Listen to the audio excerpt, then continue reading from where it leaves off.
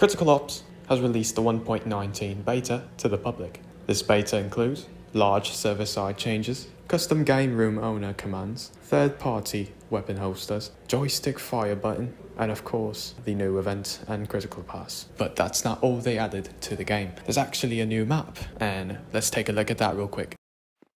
So it seems to be a little bit of a island type of feeling, walking around. There's cabins, forests, bridges, and the bomb site is directly in the middle. There's 5 spawn points, 2 for the breach and 3 for the coalition. There's ways to get on top of the roof, and inside the bomb site building, there's a hole in the ceiling. You can jump down from there.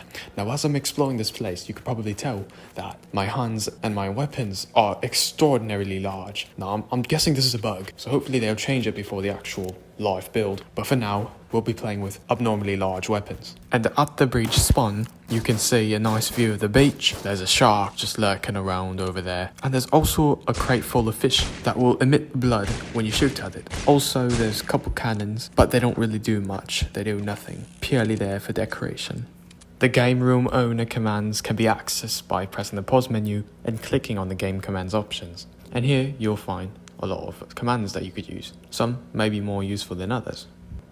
The third-party holsters is a great addition to the game. It shows who has what weapon at all times. If they are not using a weapon, it will be on their body inside of a holster. These holsters will also contain grenades, knives, and your secondary weapon.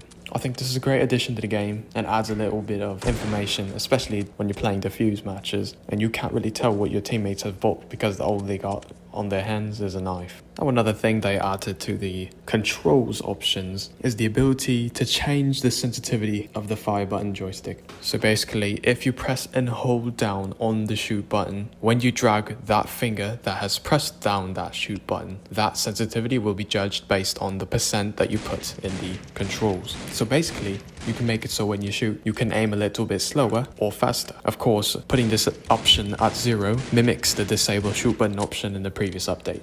Now, another fantastic change they have put into this game is the ability to hold the aim button to scope in. I think this is a great addition to the game because people can now customize their settings to their liking.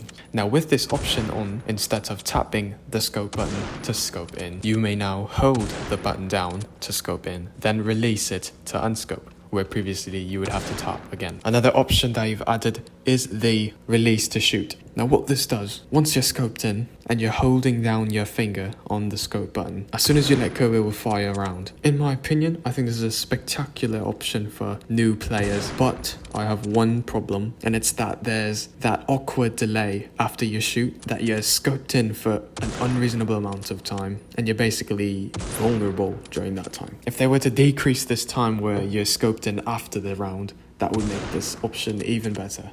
As you can see, I'm going to drag across the screen and use the release to shoot option, and you can tell that that little bit of distance is how long it will take to unscope after the round. Another problem with this is that it will not fire the weapon if it hasn't scoped fully in. Now, I find this very, very interesting because once you tap the scope button, your gun is completely accurate and you're capable of making very, very nice quick scopes with this feature. But if you activate the release to shoot, you're no longer allowed to quick scope because it forces you to wait a moment before your round is ready to shoot.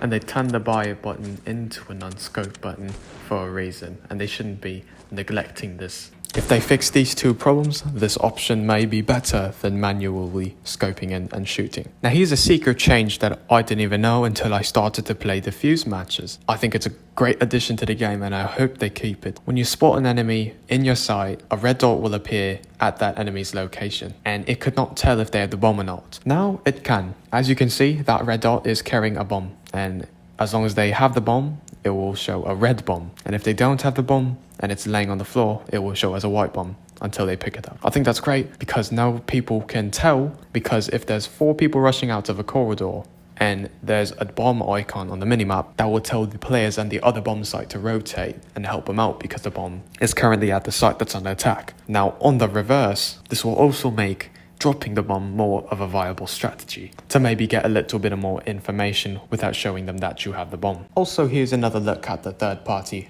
weapon holsters, but with the utilities. As you can see, they're all on the chest and along with the knife. I hope you guys enjoyed the in-depth look into the 1.19 beta. And if you enjoyed, make sure to leave a like, comment, subscribe, and share with your friends and ring the bell. See you guys in the next video.